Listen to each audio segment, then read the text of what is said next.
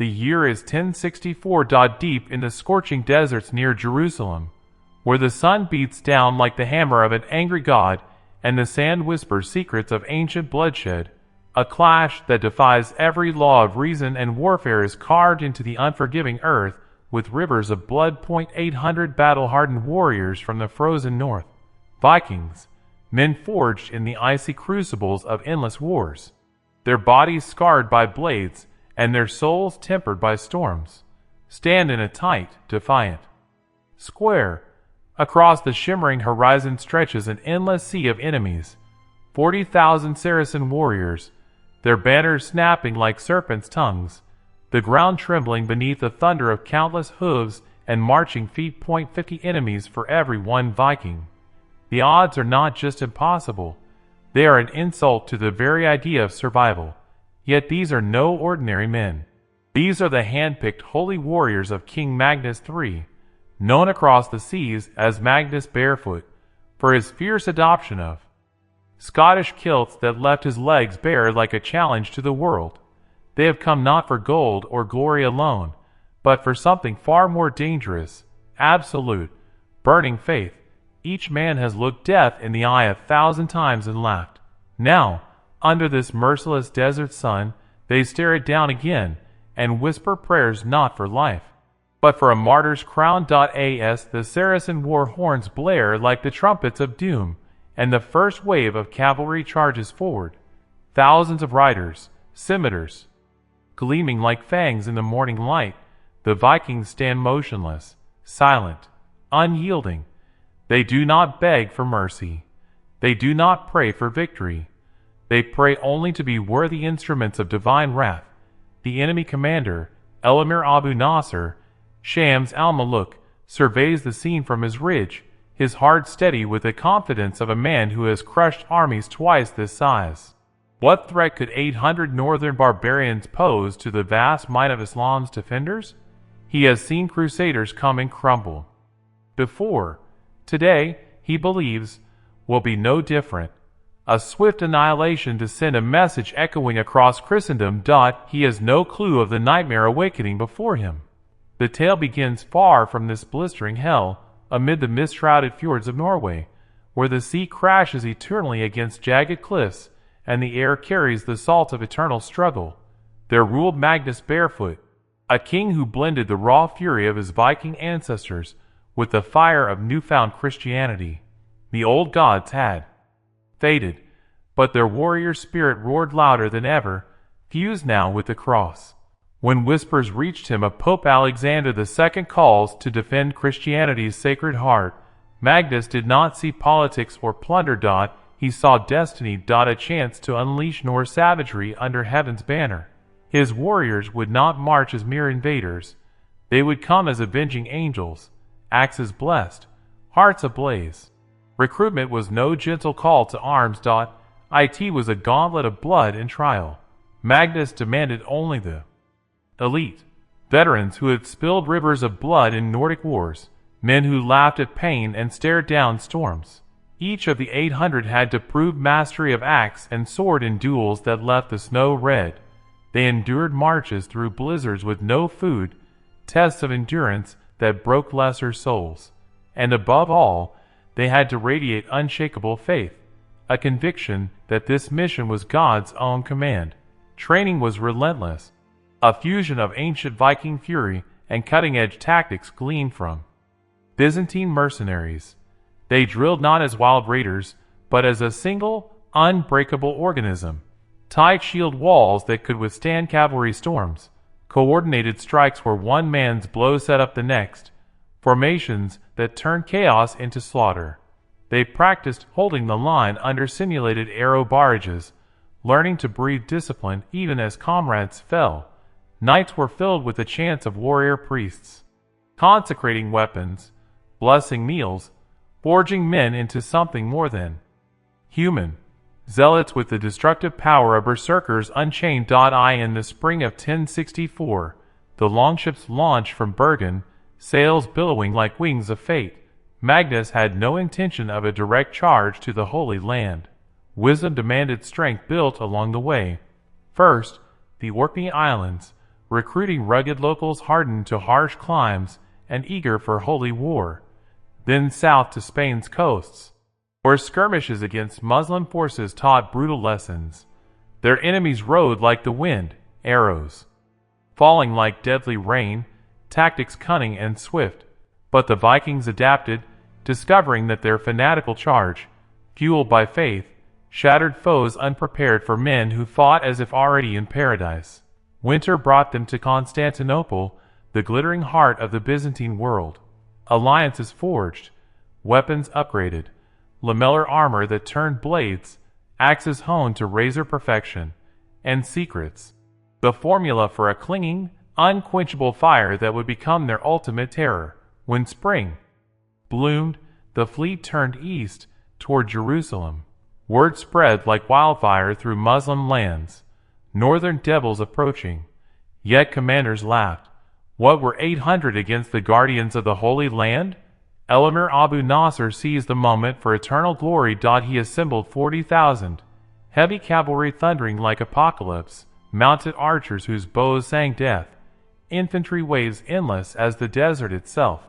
Even siege engines to crush any resistance. This would not be war. It would be extermination. The armies met on the arid plains near the ancient fortress of Herodion, southeast of Jerusalem. The contrast was biblical. One side an endless horde, dust clouds rising like judgment, the roar deafening. The other, a lone, compact square of 800, shields polished to blinding gleam under the ruthless sun, axes resting calmly, faces stone-cold serene. Abu Nasr's strategy was timeless, proven 100 times. Encircle with lightning cavalry, soften with arrow storms, drown in infantry tides. But Magnus had studied these tactics obsessively, crafting counters that played to Viking strengths, close-quarter savagery, unbreakable cohesion, and exploited weaknesses in dispersed horsemen. Most crucially, these 800 did not fight to live. They fought to die as martyrs, dragging hell's worth of enemies with them. Dawn erupted with Saracen horns shattering the silence. Cavalry charged, a tidal wave of death. The Vikings held. Then, in a move that stunned observers, they deliberately split. How could 800 dream of victory against 40,000? Not through numbers or even superior arms alone, but through the raw psychology of terror, a weapon Vikings had wielded since the days of longships raiding monasteries. If this hook has you gripped, share this tale now. The pivot that turned the tide will shatter your understanding of what faith can forge on the battlefield. The 800 divided into 8 perfect circles of 100, spaced like the spokes of a deadly wheel. The wheel of death, perfected in grueling drills. This was no retreat. It was invitation. Charging cavalry plunged into the gaps, expecting easy breakthrough, only for the circles to seal behind them like jaws. Suddenly, proud horsemen were trapped in narrow killing zones, assaulted from every angle. Axes rose and fell in rhythmic horror. Hooked spears yanked riders down into the dust for finishing blows. Horses screamed, men crushed beneath panicked mounts. The Vikings moved as one mind. Every shield bash a setup, every parry a killing stroke. But the true horror? Their eyes. No fear. No hesitation. Berserker rage supercharged by divine certainty. Every foe slain a ticket to eternal glory. Abu Nasr observed the opening clash, noting losses, perhaps a few thousand, but trivial against his vast numbers. Unfazed, he unleashed mounted archers, distance preserved, arrows to rain like locusts. Yet the Vikings had foreseen this too. Through the night, under cover of darkness, they scavenged fallen shields and debris, erecting makeshift barricades ringed with the bodies of the dead as grim warnings. Arrows thudded harmlessly. The Northmen waited, patient as predators. Then, as Muslim chroniclers later wrote with trembling quills, hell itself descended. From concealed pots and skins, the Vikings hurled the Byzantine gift, projectiles arcing fire that clung like demons, fed by wind, impervious to water or sand. Rings of inferno erupted around each circle, Men became living torches, armor melting into flesh. Screams pierced the heavens, mingling with the clash of steel. Panic, that invisible killer, seized the Saracen lines. Veterans who had faced death unflinching now fled in blind terror. The Vikings did not cower behind their flames. They charged through them. Some breathed in fire themselves, yet roaring ancient Norse prayers, axes swinging in blurs. They carved paths through the chaos, turning disciplined ranks into fleeing mobs. These were no longer men. They were divine scourge. Abu Nasr, sweat beating beneath his helmet despite the heat, felt the first cracks in his certainty. He shifted to brute force. Full infantry assault. 20,000 plus waves to overwhelm by sheer mass. No formation could hold against such numbers. But the Vikings had reserved their deepest fire stocks. As the tide closed to 50 paces, the command echoed. Hundreds of incendiaries soared. New infernos bloomed, trapping attackers in walls of flame. From the smoke, the circles erupted outward in savage countercharge. Wounded Vikings fought on, using dying breaths to claim one more soul. In desperation, Abu Nasr unleashed his masterpiece. 2,000 elite guards, unbeaten legends feared from Damascus to Cairo. Their mission: slay Magnus, break the northern spine. They clashed with the king's hand-picked berserkers in a maelstrom of steel. For a grueling hour, the center held in balance, skill against fury, experience against conviction. Then, in the heart of the melee, Magnus faced Abu Nasr. The Viking king towered like a giant from legend, double-headed axe blessed by papal hand, swinging with the force of thunder. The Saracen commander, master swordsman trained in Damascus's finest halls, parried with grace and speed. But grace falters against unrelenting belief. One fateful blow, and Abu Nasr's head tumbled into the sand. The psychological dam shattered. 40,000 men, moments ago confident gods of war, saw their invincible leader fall to a northern giant. Doubt became terror. Terror became rout. A stampede of their own making, trampling comrades in frantic flight. Magnus, blood-drenched axe raised, uttered the words that sealed the legend. "No survivors! This is holy judgment!" What followed was not mere pursuit. It was ritual extermination. For 3 agonizing days, the Vikings hunted across the desert wastes. They knew every wadi, every ambush point from months of scouting. Escape routes severed, fleeing bands cornered, each execution accompanied by murmured prayers. Not cruelty, but sacred duty. Day 1, 10,000 fallen. Day 2, 15,000 more. The sands turning to crimson. By the third dawn, scattered survivors begged the winds for mercy. Over 35,000 Saracens lay dead. Of the 800 who entered the furnace, 570 perished, glorious martyrs all. The 230 survivors knelt amid the carnage, not cheering, but weeping thanks to their God. The shockwave rippled outward. In Damascus, Baghdad, Cairo, fear like never before. A tiny Christian force had obliterated one of the greatest armies in the East. The impossible became real. Perhaps these infidels could reclaim Jerusalem itself. Magnus wasted no time. Local Christians, long oppressed, flocked to his banner. His force swelled to 3,000 plus, then more. A crusade of terror. Cities surrendered at mere rumor of the northern demons.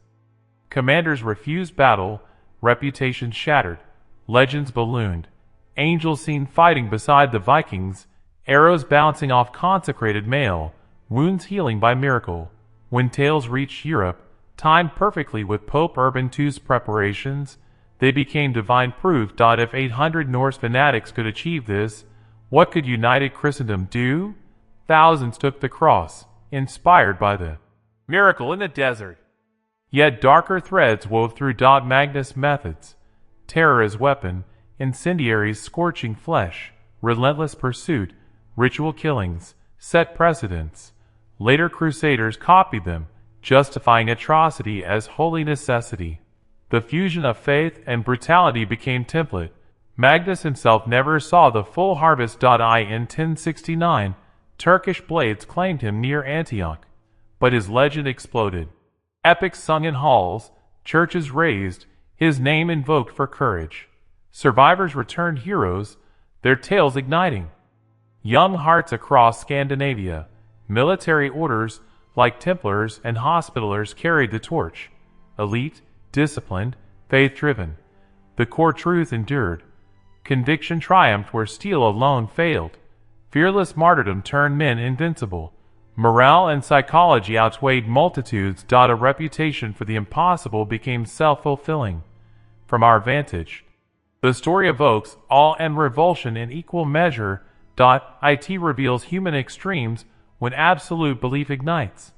Courage beyond reason, loyalty unto death, sacrifice that moves mountains or topples empires.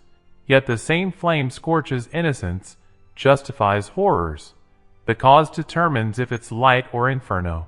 Muslim chronicles remembered northern devils, haunting dreams for generations. European ones celebrated proof of heavenly favor. Magnus became symbol. Faith's raw, unleashable power. Limits are often illusions of the mind. The impossible crumbles before unbreakable will. This is both warning of fanaticism's abyss and inspiration of conviction's heights. A small, utterly committed band altered history's course, proving that sometimes the greatest weapon is not axe or fire, but the soul that wields them without fear. Courage and cruelty, devotion and destruction, intertwined forever. Admirable triumph, monstrous slaughter. The desert holds no answers, only blood-soaked silence. Reflect as the sun sets on those ancient plains. What impossible thing changed you today that belief alone could shatter? What would you achieve if you truly believed you could not fail? The Vikings of Magnus teach us still. Faith does not just move mountains. It moves armies. It reshapes worlds.